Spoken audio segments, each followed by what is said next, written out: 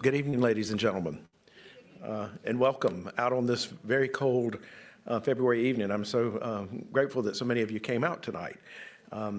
My name is Stephen McLeod. I'm the Director of Library Programs, and before we get started, I want to give a special thank you to the Ford Motor Company, who underwrites this series for us so that we can deliver wonderful programming to the public at no charge. And we do these every month. If you've never been before, you just sign up via our website. But every month we do one of these really interesting book talks featuring a new book by a new author.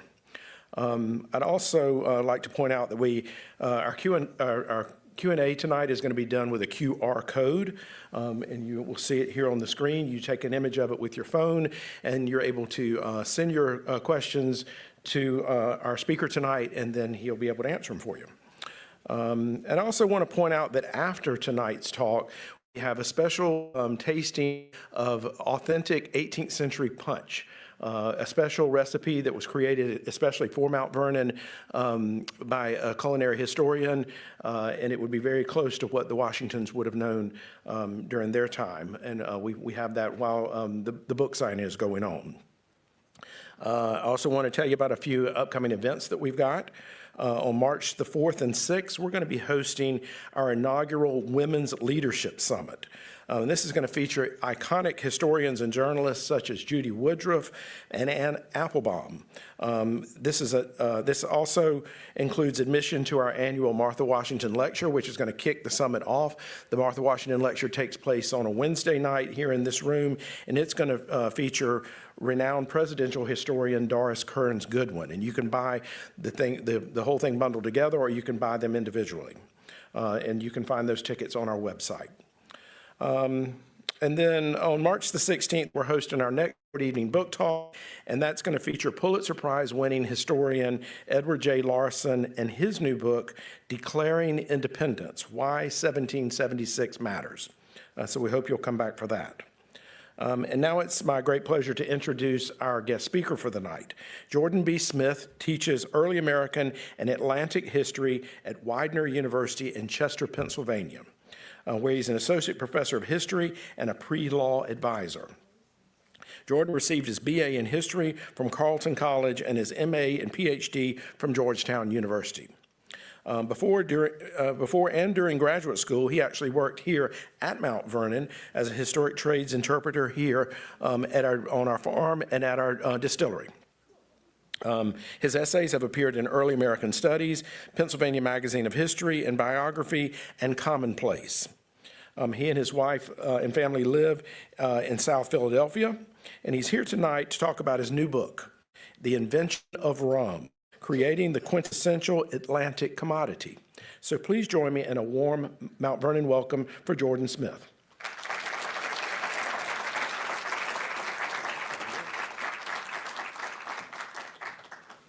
Wow. Hi, everybody. Thank you for that introduction, Stephen. Hello to some friendly faces in the crowd. It feels special to be back at Mount Vernon today. Almost 17 years ago, I spent the summer as a historic trades intern, which at the time was one of the very few paid internships for undergraduates interested in history. It was an amazing summer, and it led to my first post-college job, too, which was here. And my experiences working at the various historic trade sites, and especially the distillery, left an imprint on the book that I'm proud to share with you all tonight. Public history interpretation invites clear and concise explication, helping your audience make unexpected connections, both of which I hope that readers of The Invention of Rum will appreciate. And demonstrating historic trades around here quickly made it impossible for me to overlook the history of work and the workers who completed it. But one may wonder why a veteran of George Washington's whiskey distillery decided to study the history of rum. And I hope these remarks will make clear that Mount Vernon and George Washington feature prominently in that Atlantic history of rum. You can look at the index. George Washington appears a number of times. But we might at the same time learn something new about this place by gazing through an amber glass of rum. Rum was commonplace at Mount Vernon, after all. During the presidency, the Washingtons became alarmed at the rate with which their Madeira wine was evaporating from the cellar. And in a memorable letter, Martha wrote to her niece, Fanny Bassett Washington, quote, "It never was his intention to give wine or go to any expense to entertain people that came to Mount Vernon out of curiosity to see the place. Rum may always be had." By 1794, Mount Vernon was attracting thirsty visitors who lacked invitations from the Washingtons themselves. And over a decade after the end of the Revolution, rum would do just fine for even those most patriotic of visitors. Guests, of course, were not the only ones to sate their thirst with rum. A year earlier, Washington wrote to his farm manager that, quote, "Although others are getting out of the practice of using spirits at harvest, yet, as my people have always been accustomed to it, a hogshead of rum must be purchased." And here Washington alluded to a robust internal economy for just about everybody at Mount Vernon and rum. And Mount Vernon's 1787 rum account tracks small allotments out to hired overseers, craftsmen, and let's see if I can get this to work. And curiously, one person simply listed as the German.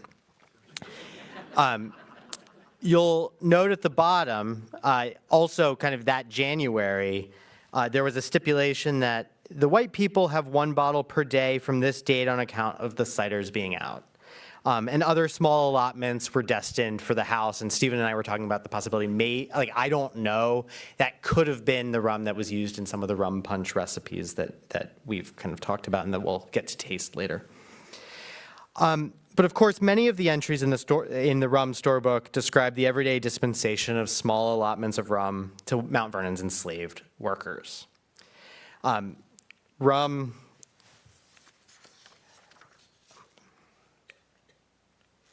Sorry, I'm having trouble advancing my slides.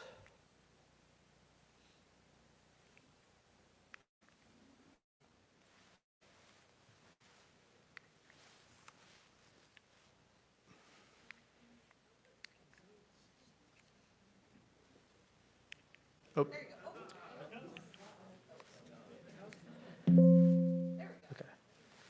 Sorry about that. So rum awaited Washington's bond people after getting a cow out of the mire, unloading a haul of fish after dark, or shearing sheep. Mrs. Washington, and I can just kind of show these to you again from the sources. Mrs. Washington ordered 3 bottles of rum to Hercules, I believe, who was the cook that fall to help him bury his wife. And that same day, and you can see that kind of the next step down, a commensurate allocation was dispensed to several young mothers in childbed since last entry, right? So it's just a part of everyday life at Mount Vernon. 15 years ago, reading these entries helped me understand that the history of rum was a history that encompassed a wide swath of people living and working in 18th century North America and beyond. And so here's a map from the book, and George Washington and Mount Vernon are a part of that story and do feature in the book. But I'm proud of this map because every place on the map comes up in the book in some way, shape, or form. So it gives you a sense of the geography with which I was trying to work with.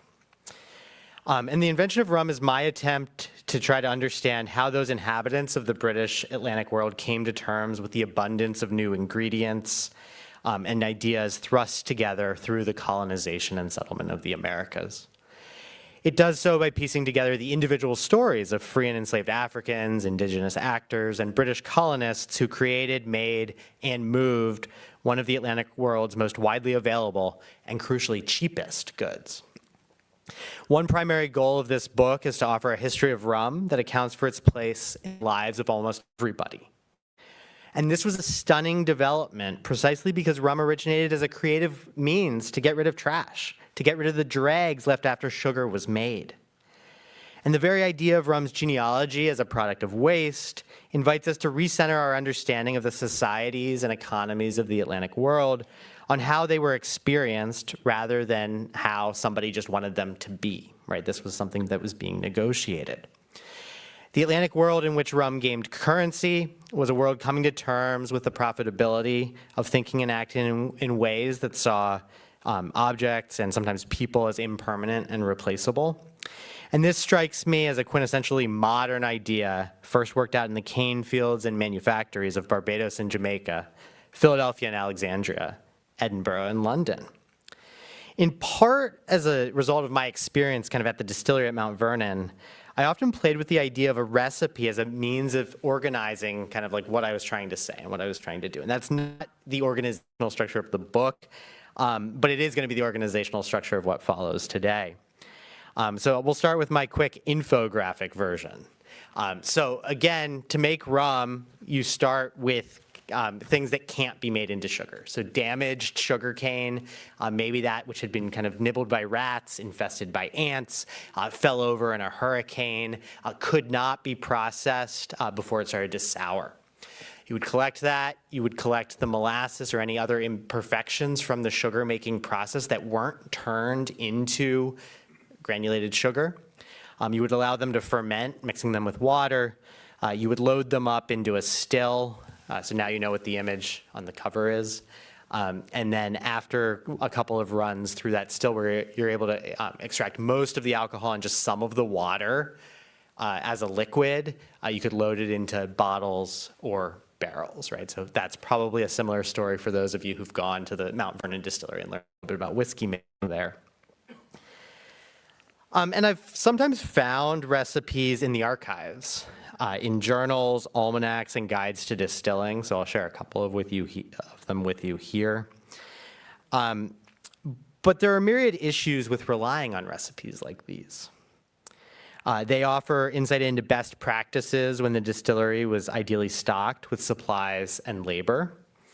That wasn't always the case. They were written down, which meant that hired and sometimes enslaved distillers who could not read would not be able to access them. And like, if you think about any recipe that you use to cook, like they don't tell you what to do when something goes wrong. So this is from the Mount Vernon distillery from like 15 years ago, and this was a fairly mild one, but you get the idea, right? That you can't always, recipes don't always control for everything that can happen. But perhaps most importantly, recipes don't prescribe who necessarily would do the work, right? And so this, I think, is a good example, really heavy on the they rather than telling you who's working, and really heavy on the passive voice. And so to answer that question of like who's doing the work, whose intellectual labor is at play, one must systematically trawl a litany of archives for short descriptions that ooze out from documents written for very different purposes. And so some of what I did was kind of go to a lot of different places in kind of the United States, in England and Scotland and Wales, in Jamaica and Barbados to try to build kind of the story, if you will, through research. But I also try to expand kind of what we might use, and I use visual and material culture in some places. So these are pretty memorable images. It was the title slide. I think it also was used in some of the kind of promotional materials. And it's a series of prints from the island of Antigua, including both the interior and exterior of a distillery. I talk about these images in the book. I talk about kind of how imperfectly they represent some of this. They suggest that a plantation might be better built than it often was. People are healthier and better dressed than other records from the Caribbean would suggest. But I don't think you can forget the number of people working here, right? Almost 24 people in the immediate vicinity of the distillery, largely, though not all, enslaved. So needless to say, my recipe would look a little bit different than any of the three that I've shared here. And in my remaining time, I'm going to talk about 4 ingredients at the center of my book. The first is those sugary wastes. Keep in mind, and I think this is crucial, like rum was not a foregone conclusion, right? For rum to take on, people have to think of something that had previously been thought of as trash as something that they were willing to put into their bodies. So in the late 16th and early 17th centuries, Europeans in the Americas came to different conclusions regarding the utility of sugary wastes. They were described in different records as purely trash, as animal fodder, as a cheap sweetener, or even a source of wine. But I've been unable to identify definitive evidence of distillation into something like rum before that was carried out in mid-17th century Barbados. And it's possible that it happened earlier somewhere else, but I think that kind of what I was able to uncover in Barbados, happening in Barbados, would suggest that it was at the very least reinvented, that the different ingredients necessary for rum arrived on that island individually. And in Barbados, and then later Jamaica and Antigua, sugary wastes came from the same integrated sugar plantations where most of the island distilleries were located. They were all part of the same complex. In England and Scotland, they were the sweepings from the decks of incoming ships, and scumbags filled by sugar refiners turning semi-refined colonial imports into white table sugar. In places like Alexandria, Virginia, the sweets were leftover molasses barreled and shipped predominantly from the French plantations. And so the French have this robust brandy industry, and so they're in kind of a mercantilist political mindset. They didn't necessarily want to provide kind of an opening for products, right? So they make it very hard to produce much, what would be taffy or gildive in the French islands. And so then instead, a lot of molasses is sent from islands like Guadeloupe and Martinique to places like Virginia and Philadelphia and further north, where they would find new life through North America's 150 or so rum distilleries in the late 18th century. And I note these differences. Maybe we feel like we're getting in the weeds, but one of the challenges of doing Atlantic history is I want to tell this really big story, but we also have to think about like regional specificities and differences, and that's what I set out to do and try to be attentive to. So I'm going to discuss the next two ingredients in tandem because in the 17th and 18th centuries, and this is something I learned, I think, in part at Mount Vernon, labor and expertise could not be disentangled. Early chapters of my book unpack how a complex cast of characters in early Barbados merged geographically dispersed cultures of alcohol production together. This expertise included the contributions of Kalinago women originating in South America and the Caribbean who masticated or chewed up and spit out cassava, which would ferment. And then kind of Europeans in Barbados and other islands described it sometimes as tasting like wine or beer, suggesting that they too were drinking this beverage that we might not be so accustomed to today. Experienced alcohol producers in early Barbados also included palm wine producers forced there by the earliest slave trading voyages from Angola, as well as, of course, English and Scottish and perhaps Irish men accustomed to fermenting and distilling grains in Britain and Ireland. And the need for expertise does not disappear after the initial creation of rum. In fact, I think it kind of intensifies. On Caribbean plantations, a hired distiller usually managed the site and kept records. Enslaved men trained as distillers carried out the vast majority of the work in those distilleries, aided, of course, by enslaved men and women who worked in the cane fields, as well as coopers and sugar boilers. Yet the expertise they embodied was less often discussed. So I'll give you one example here. A writer to a guide to kind of plantership or kind of how to run a sugar plantation, John Doveston, painstakingly detailed how he built his expertise surrounding rum through talking to European scientists, European and American distillery owners, and plantation operators as well. But in that study, when he discussed processes mastered by enslaved people, his language shifted from conversation to observation. But by building a broad archival basis, my book seeks to reconstruct the artisanal experience often at the heart of life and labor in early America, in the Caribbean and beyond, even when some of those details were elided. I also document how labor and expertise stitched together the Atlantic world. And one story at the heart of this endeavor is that of an enslaved man named Quaco, who was initially enslaved in Barbados as a cooper before being transported to Boston and sold to a distillery operator. Through legal records, I center Quaco's experiences and reflect on how his expertise functioned differently in the Caribbean and North America. And I seek to tell a history of slavery that takes enslaved skill more seriously than many prevailing interpretations. And I'll just share kind of one newspaper article, which I think kind of reminds us that, like, when we look, we sometimes can find descriptions of kind of whose intellectual labor is at play. But one of the hardest questions remains that of how everyday workers experienced and thought about their work. In the book, I consider what it meant for laborers to be simultaneously making rum, but also drinking it. And here I take seriously the words of those workers themselves, including enslaved and formerly enslaved men who worked in the vicinity of distilleries. In an early 19th century slave narrative, Ashton Warner evocatively described the dread that accompanied a threatened demotion from cooper to field laborer. And I'll share it's probably pretty hard to see this, but because I'm in Virginia, I wanted to share as much Virginia stuff as I could. And this is a deposition from a little later in the 19th century, probably from a distillery that was making whiskey. But it's a deposition of a black distillery worker. And it ends, these are 2 pages, not sequential, but it ends with his statement of just by my own ideas. So the final ingredient that I'm going to mention today is a ready market. Distillery operators entered kind of a business that required a significant capital investment, understanding that their financial well-being necessitated finding somebody to drink this stuff. And the market for rum shows the most expansive view of the commodity. So I show that the spread of rum consumption in the late 17th and 18th centuries was a vital part of its invention. And I'll get to this image in a second, but it gives you the sense of what I'm trying to kind of talk about here, kind of Atlantic-wide. That the rather sudden availability of a cheap and strong distillate was often seen as a threat to traditional forms of authority.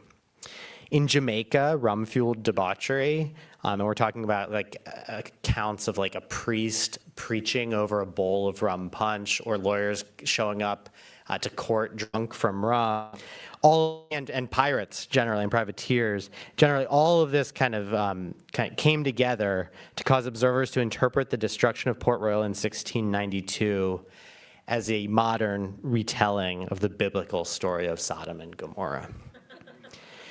Native people and colonists in the Northeast alike alternated between advocating for the continuation of a cross-cultural trade and fretting about how it was nearly impossible to contain.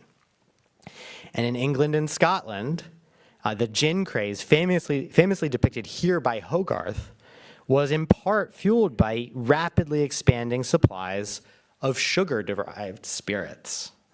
And this is a pretty famous print. It's worth kind of looking at and unpacking kind of in more detail. So here, again, I want to tell a broad story. At the same time, we must account for local specificities. But when we look at the reaction to sugar kind of derived spirits in different parts of the Atlantic world, we see kind of a somewhat common process at play that might help us move beyond certain essentialist narratives of certain consumption patterns of certain groups of people as especially problematic. Of course, not everybody drank the same rum. That produced in the Caribbean and well-aged fetched the highest prices.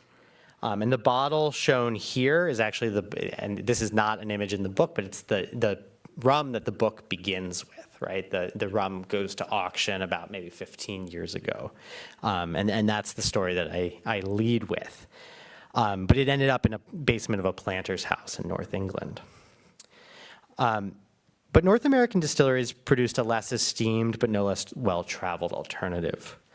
A plurality of all rum exported from North America, so it's not accounting for rum kind of consumed or traded within North America, was purchased by slave traders destined for Upper Guinea and the Gold Coast in West Africa.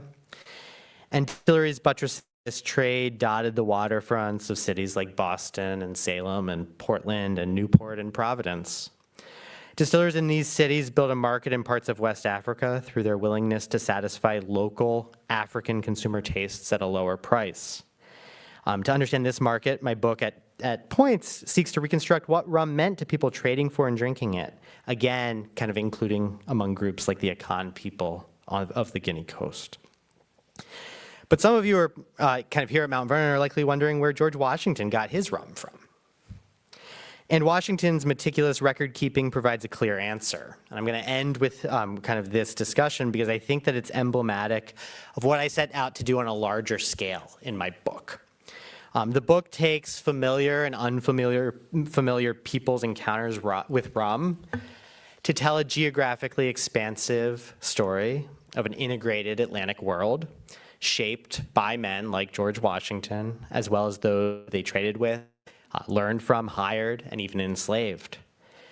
The invention of rum shows how much was being negotiated in the 17th and 18th centuries and who was involved in those contestations. The actions and decisions of many individuals, I argue, created the quintessential Atlantic commodity that we're here to learn about and partake in tonight. But that commodity itself became a prototype of new types of goods essential to the modern world. I'm not going to go into a whole lot of detail here, but if you want to ask the question, I'll go there later.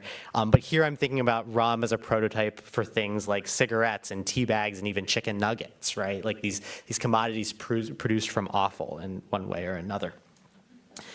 But much of Washington's rum came from the distillery at the end of Wolf Street in Alexandria. So this is a 19th century print. Oops. But it would have been located right here at the foot of Wolf Street. And when the Philadelphia Merchant and future member of the Continental Congress, Daniel Roberdeau, resolved to open that distillery in 1774, he offered to serve a rather local clientele. No comparable businesses operated between Baltimore and Norfolk, he reasoned, despite the fact that even the most, quote, most sober inhabitants plead the absolute necessity of rum in the excessive heat of our summer. And this is a story that would be familiar if you kind of came to Mount Vernon and went down to the Pioneer Farm, right? Roberdeau saw this as part of a wheat trade. He would trade his rum for Tidewater wheat, which he could then repackage for markets in the Caribbean and Southern Europe. Now, of course, 1774. There's some other things going on in 1774, right? And it was an inauspicious and unfortunate moment to start a business wholly dependent on Atlantic trade. Molasses became incredibly hard to source, leading Roberdeau to briefly consider distilling something else before actually scrapping his stills during the war. For his part, Washington engaged in a conversation with military leaders in Connecticut, the Huntingtons, about the possibility of using unripened corn stalks to end their foreign dependence on sweeteners, right? And again, I'm not going to go into this in great detail, and I think actually some newspaper clippings like this one end up getting sent down by the Huntingtons to Washington in I think around 1778. Washington was a bit of a magnet for these alternative rums, right? And so in around 1790, he also hears actually from Thomas Jefferson about maple sugar rum tied to the settlement of Cooperstown, New York. But despite these issues with kind of supplying rum, Roberdeau began taking steps to reopen his rum distillery as soon as the Revolution ended. And I mean, as like within weeks of the signing of the Treaty of Paris. He engaged business partners named William Lyles and John Fitzgerald, who names pepper that rum account that we started with as the supplies for rum.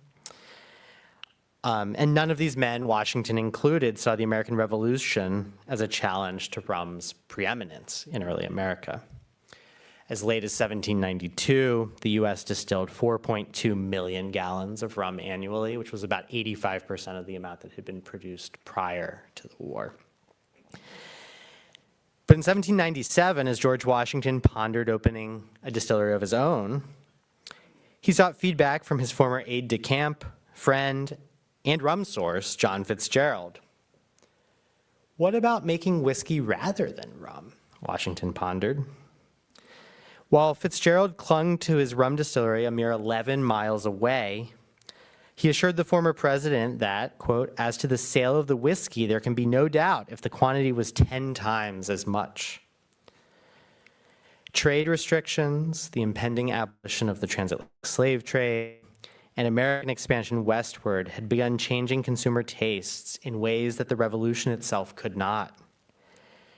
And George Washington was there for that too. Thank you.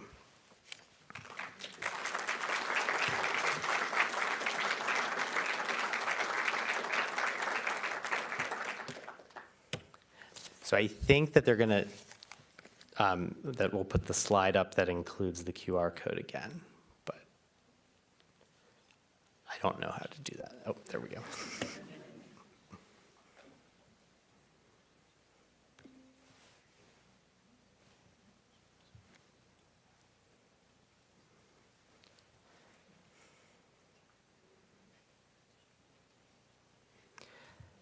Okay, so I'm gonna kind of go in the order of these questions. And wow, you all have great questions, including ones who did their homework beforehand. And so I'm gonna hope to do them justice. So the first question asked about the relationship between rum and the cause of King Philip's War, or Metacom's War, in the late 17th century in Massachusetts. And somebody asked for a little more background on that.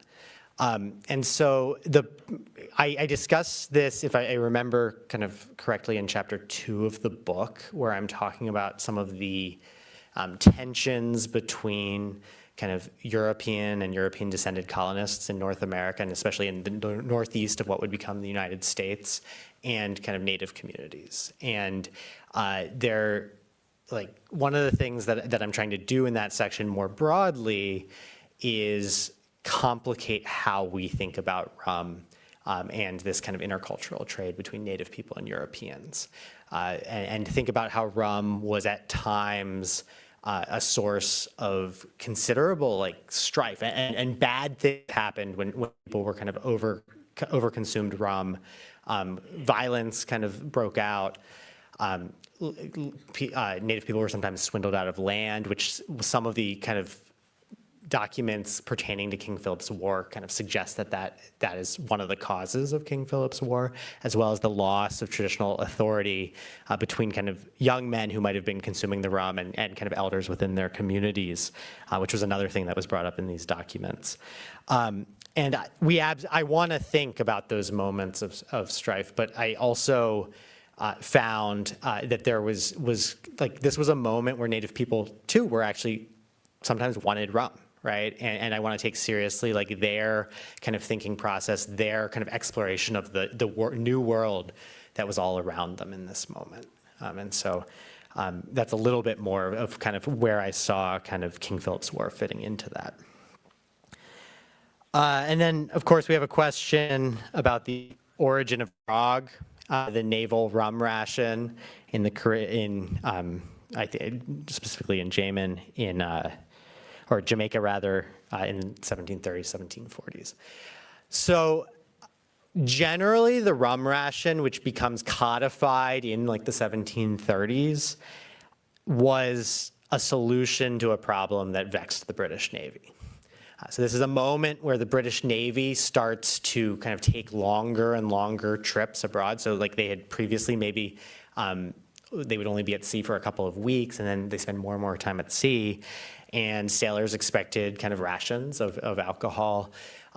Beer was really bulky. Beer or wine didn't survive kind of on jostling ships particularly well.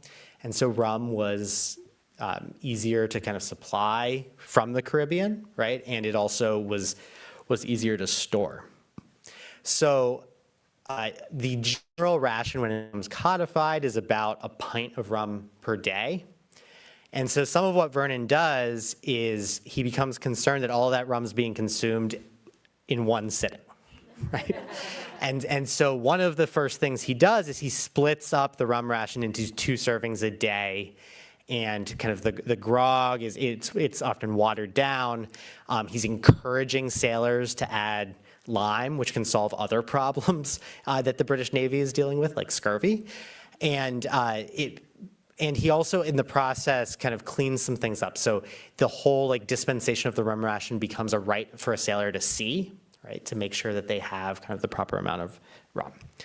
And so this rum ration takes off. And one of the things that I try to argue in the book is it actually becomes a really lucrative way for Caribbean colonies in times of war. And in the 18th century, a lot of that warfare was happening in like in the Atlantic Basin. To make money when their other kind of routes to sell their rum were less kind of, and sugar were less present. And again, I think it's early in the 1800s where it's kind of codified that unless rum is way, way, way more expensive than other spirits, that it would be rum. But by the mid-19th century, they're calling, I'm going to forget the word, but they're basically suggesting that this is a payoff to the Caribbean. So it becomes really important. America, like I know we're thinking a lot about the American Revolution this year. American soldiers and sailors, some of whom had previously been kind of British soldiers and sailors, expected rum as well, even in this kind of war that disrupted those sorts of supply chains. And a memorable kind of report in a newspaper, I believe from 1778, is American prisoners of war complaining that the British are giving them rum that's worse than Navy grog. And so there's a lot more there. And that I talk about in the penultimate chapter of the book. I had a question about George Washington's distillery distilling rum.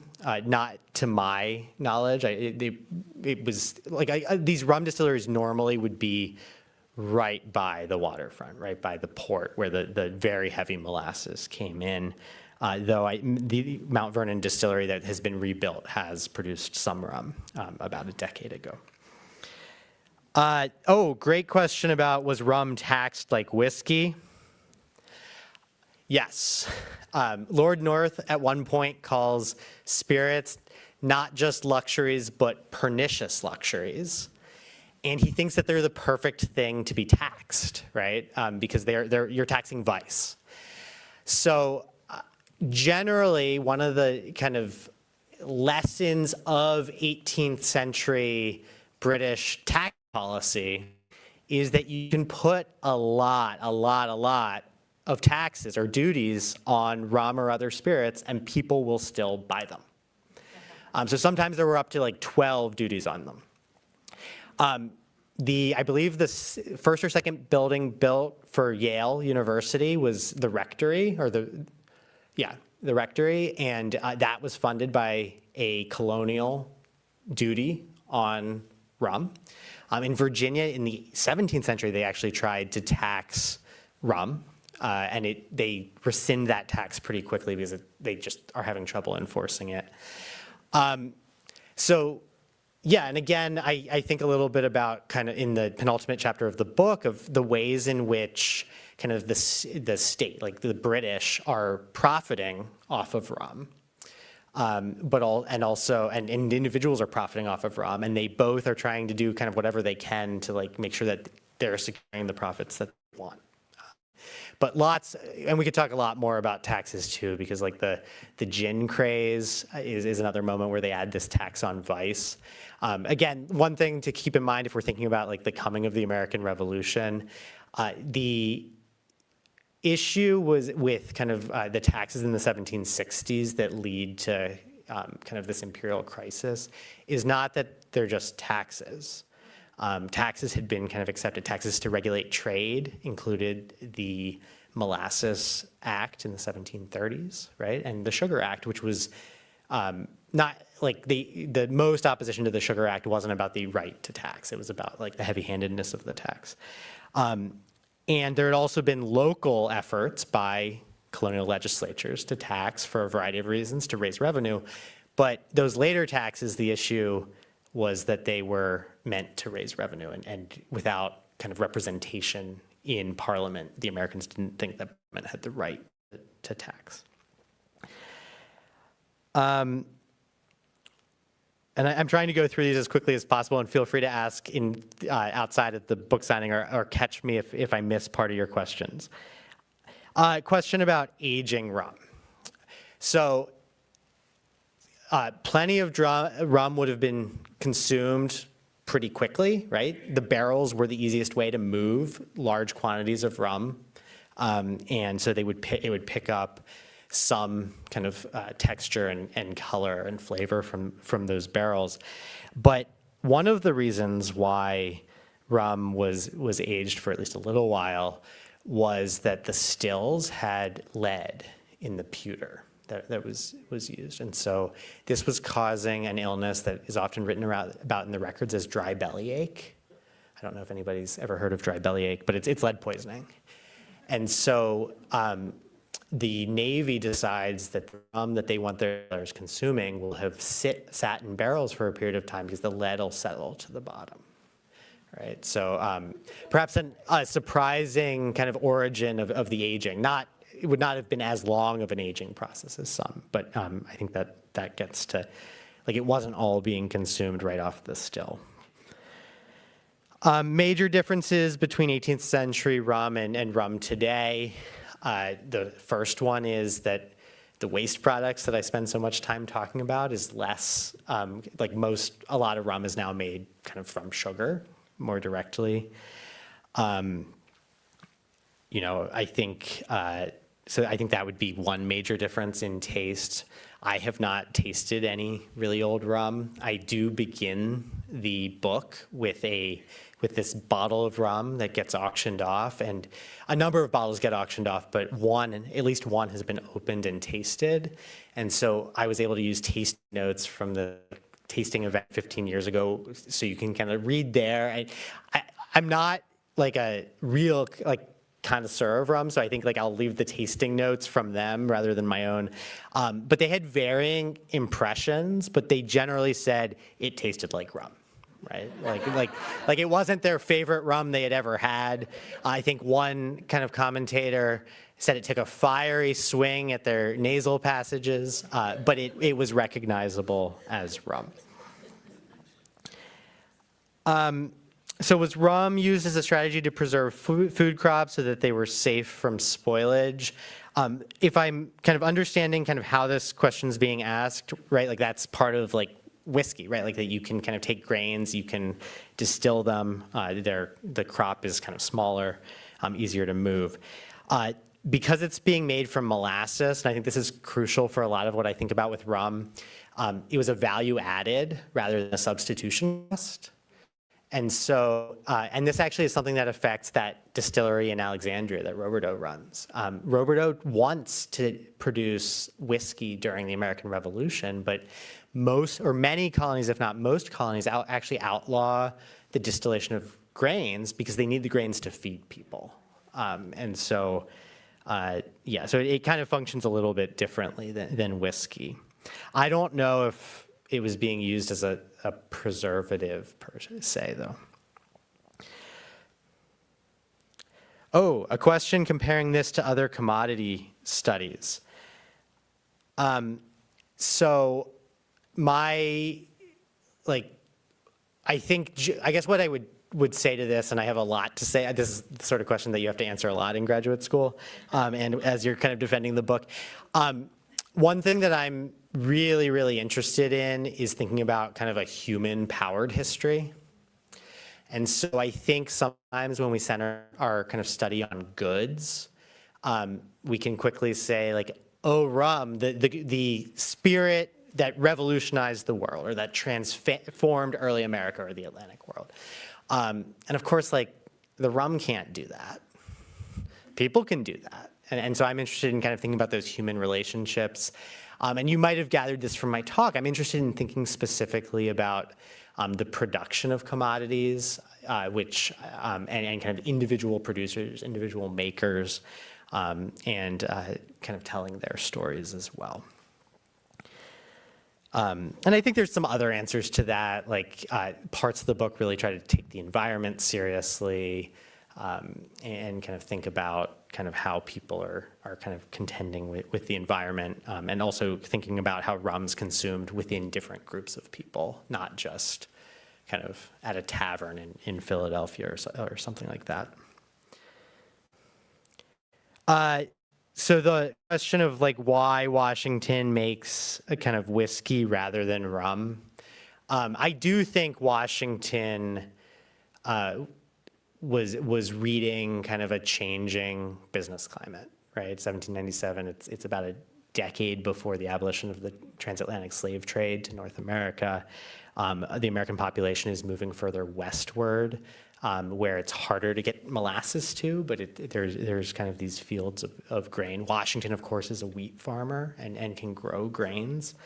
And he, as we see a lot of times, he's in communication with other people. And so he asks a rum distiller before he does it, or before he fully invests. I don't know about if rum played a role in the 1720 South Sea bubble. This is really this is an interesting experience. It's to kind of, I don't have my days that I built to answer these questions. Do you think the shift in consumer tastes from rum was purely economic, or did status or something as simple as taste also affect that outcome? I think few things are purely economic, right? I think that there are other things going on. I think it has to do with kind of the changing geography of early America.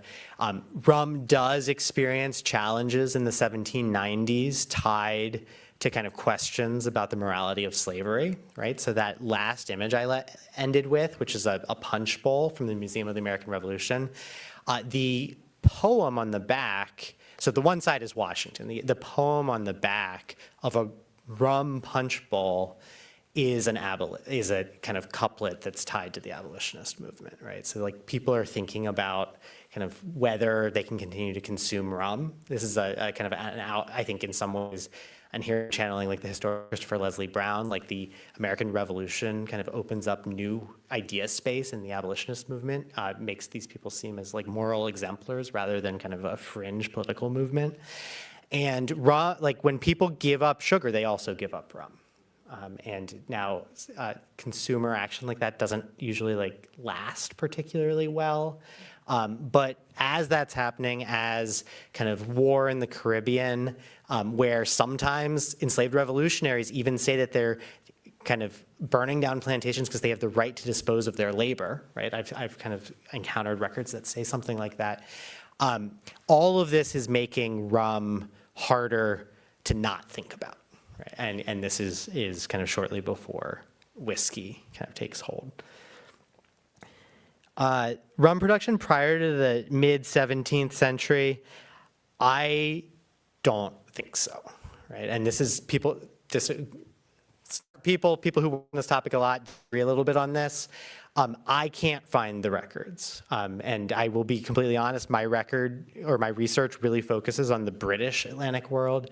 But even from the sources that I've been able to access kind of through secondary literature or published primary sources from the French or kind of Portuguese parts of the Atlantic world, like Brazil, I see kind of records of something called cachaça, which we would think, oh, maybe that's rum. But the earliest mentions of cachaça suggest that it's not yet being distilled, right? So it's more of a wine. The other thing that I would note is cachaça is a spirit usually made from sugar cane rather than from the waste products. The equivalent in kind of Portuguese would be jarabita, and I see the earliest records of jarabita I've seen are from like the 1660s, 1670s. So I really do think that there's this originary moment in the 1620s, 1630s, 1640s in Barbados. And at the very least, stills, sugar, and knowledge of alcohol production arrive on Barbados separately. They don't arrive on Jamaica separately a couple decades later. Again, so I don't think Washington distilled rum here. There are other people in this audience who know Washington's distillery better than I do at this point, right? So I would kind of cede to their judgment and knowledge there. Washington is still buying rum after the distillery has been opened, and that might surprise us a little bit.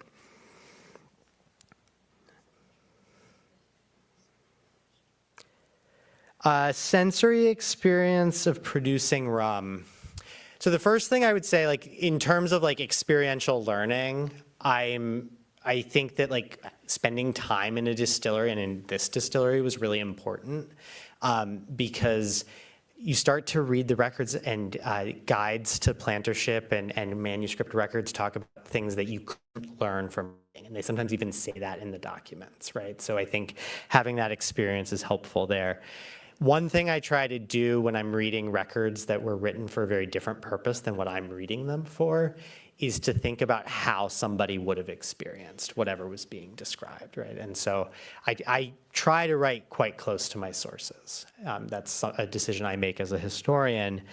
But I think like sometimes if we think about like what this meant for the person, right? Like it's not conjecture, but we're able to kind of read the document differently.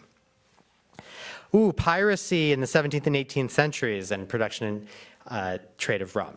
Okay, I wrote about this in an article in Commonplace. My book has a few mentions of pirates, but maybe fewer than you would expect, right? That's pirates are a part of the Atlantic world. Pirates consume rum. If they have more money at the time, they drink wine, just like people sometimes did as well. Our concept, and I'm not saying that pirates didn't drink rum, and I'm not saying that they didn't drink, they drank a lot. But our kind of immediate connection of pirates and rum, you can thank Treasure Island for that, right? So this commonplace piece, which is it's open access, so you can kind of check it out. It's called Where's the Rum? But why I wrote a history of rum with very few pirates in it, I think is the subtitle. The answer is, like, when I was teaching Treasure Island, I realized, hey, this is a late 19th century temperance text. So the pirates are drinking rum. Jim Hawkins is drinking brandy when he drinks, right? So there's other stuff going on there. Other liquids being mixed with rum, sometimes it would have been kind of consumed straight. Sometimes it would have been mixed with water. Citrus, punch is usually, sometimes rum and brandy mixed together, sometimes just rum or just brandy. Would have had some citrus, so lime or lemon, and water as well. And if you're interested, if you go, like the Folger Library, the Folger Shakespeare Library has a huge collection of recipe books from the 17th and 18th century, and you can search them online. And so that's where I found some of the punch recipes that I talk about briefly in the book. A question about the distilling of rum, whether it was similar throughout the Americas, and specifically a question about Cuban rum. Okay, so I'm going to kind of use kind of the cop-out answer to get us out of the Cuba part. Cuba's real kind of rise as a sugar-producing kind of part of the world is in the aftermath of the Haitian Revolution, so 1790s into the 1800s. That is less kind of, and earlier on, Cuba was kind of a less developed island, but there was a lot of tobacco being produced. So it's not that no sugar was being produced, but that there were other things going on. And so I don't spend a whole lot of time talking about Cuban rum, but in the mid-19th century, there is kind of a state-sanctioned effort to like find the best recipe for rum. And I believe Bacardi comes out of that maelstrom. And so other people have worked on that topic a little bit. Generally, the distillation of rum shared some similarities in that you take sugary wastes, you ferment them, you distill them, you have rum. Again, in the Caribbean, it was going to be produced from whatever was kind of left over locally. And so again, you would have any damaged sugar cane. So after hurricanes, sometimes and it takes a while to figure this out, but why is the first thing that they're trying to fix? Like before houses, why is it the distillery? Well, it's because they can distill rum and recoup some of the losses of kind of sugar being damaged. But again, molasses in the British Caribbean. In Britain, and this is something that I thought was really interesting and needed to be a part of the history that I told, there were a lot of additional sweets that couldn't be turned into that finest table sugar, and so they are being sent to distilleries. And that kind of coincides with a rapid rise in the amount of rum production, or sugar spirits production in Britain. And then in North America, most, but not all of the molasses was coming from these French plantations that often didn't have kind of a standalone distillery on each plantation. So again, I'm not going to try to go back because I want to leave the QR code up, but like the first recipe that I showed actually gave a couple of different recipes based on you were going to use things like dunder, which is something that's been distilled previously, or molasses or skimmings. There are different ingredients like that. What island produced the most rum? It changes. Barbados is kind of an early kind of exemplar of this, and then later Jamaica and Antigua become really important kind of British sites of rum production. for French islands, I don't think it's until 1777 that the last restrictions on their kind of distillation and kind of more open sale of what would be called jarabita or tafia kind of were rescinded. So they're a little, like the French islands and the Spanish islands are a little bit later to the game. Yeah, and then we have a question about just kind of like the economics of this trade. And noting that like whiskey grew everywhere, right? One of the things is that rum is this value added, which I mentioned before. And so if you can take something that doesn't have much of another use, right, and turn it into alcohol, a distilled spirit, that can be kind of financially lucrative. And it's also part of, and I heard some people talking about this beforehand, like the triangle trade, the thing that we probably learned about in our textbooks in like middle school, or some of us did, where kind of molasses is being sent, and I think there's a song that talks about this in 1776, the musical too, right? Like, but molasses is being sent from the Caribbean, mostly the French Caribbean, to North America. Where it's, and kind of North Americans are sending, the triangle trade is a little more complicated than it would be, you would think that it was, but like the Americans are sending back like foodstuffs, sometimes that wheat, sometimes lumber to the French Caribbean, right? And they're also getting things other than molasses back. And that molasses is also a really, really important, not the most important good, but one really kind of common good in the transatlantic slave trade that the kind of New England, especially like Massachusetts and Rhode Island, become heavy investors in, especially in the second half of the 18th century, but kind of throughout the century. Is anyone trying to make an authentic old recipe rum? Probably. I don't know. As I said, like probably close to a decade ago, I think it was probably 8 years ago, Mount Vernon, to celebrate, the only place outside of the United States that, what's now the United States, that Washington went to, or the continental North America, was Barbados. And so when they, I think the library might have been involved in this project, when they released the diaries from Washington's trip, some rum was made at the distillery using kind of these old copper pot stills. And then there was a big event. The ambassador from Barbados was here on the lawn and other things. So I think there are other people who are kind of interested in kind of heritage kind of alcohol production. I think it can be a really instructive process. I also always think about how like the fact that I'm wearing like rubber soled shoes when I'm doing this, and I can take a shower at the end of the day, limits how authentic it really is, among many other kind of limitations. But yeah. So that's the last question I currently have here. So I want to kind of encourage anybody, if anybody has any other questions, I'm happy to go. I'm also happy to step off the hot seat. Oh, rum barons. Oh, we got several questions. So leading kind of merchant families in the Americas often kind of spend at least a certain amount of time owning a rum distillery, and kind of leading merchant families in particular.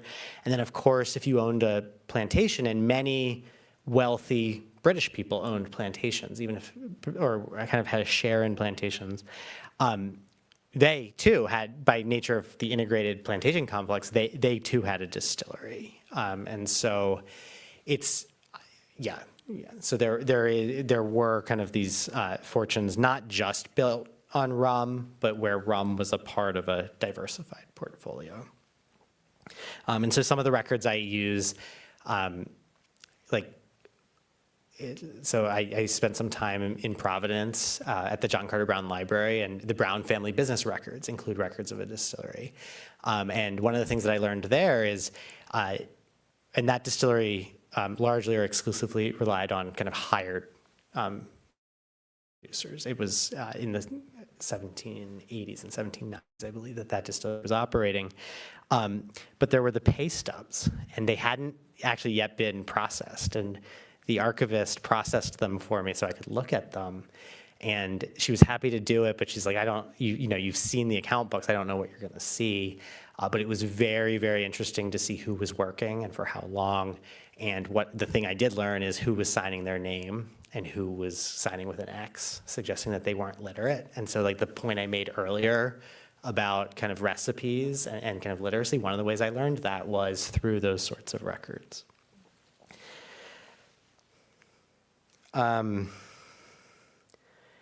Somebody's asking about definitions of spirits. Yes, and there are examples, right? Like, and this comes up when I talk about kind of the gin craze in parts. Because gin is kind of known because of the botanicals, right? But it can be, and it often was distilled from grain. It was sometimes distilled from, in part, kind of sugar-based spirits as well. But these kind of definitions and categories are really complicated. And another place where this comes up is where like regional kind of specificity. So I mentioned earlier that a lot of times Caribbean rum was seen as the premier rum. But as you would imagine, some North American distillers thought their rum could compete. And so there's an example of a distillery that was located in Portland, Maine, owned by a man by the name of Thomas Robeson, again, 1780s. He initially says it's as good as Caribbean rum. That some of that rum ends up in barrels that's marked that would suggest that it's made in Jamaica. The New York market figures this out and shuns him, and like will not buy his rum. And then he redirects and kind of runs ultimately a financially disastrous slave trading voyage to West Africa. So when I gave another version of this talk in Philadelphia, and so I started with I built in Philadelphia examples, and there's also these this whole controversy over how you would make rum taste like something it wasn't, and so it's making fun of an individual person who was accused of doing this, but there's another kind of recipe that, so to speak, that talks about how you would counterfeit rum, and it involves spent tea leaves and dough balls. So, yeah.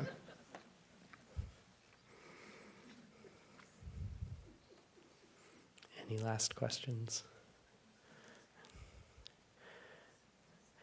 Thank you all. You put me through my paces there with those questions.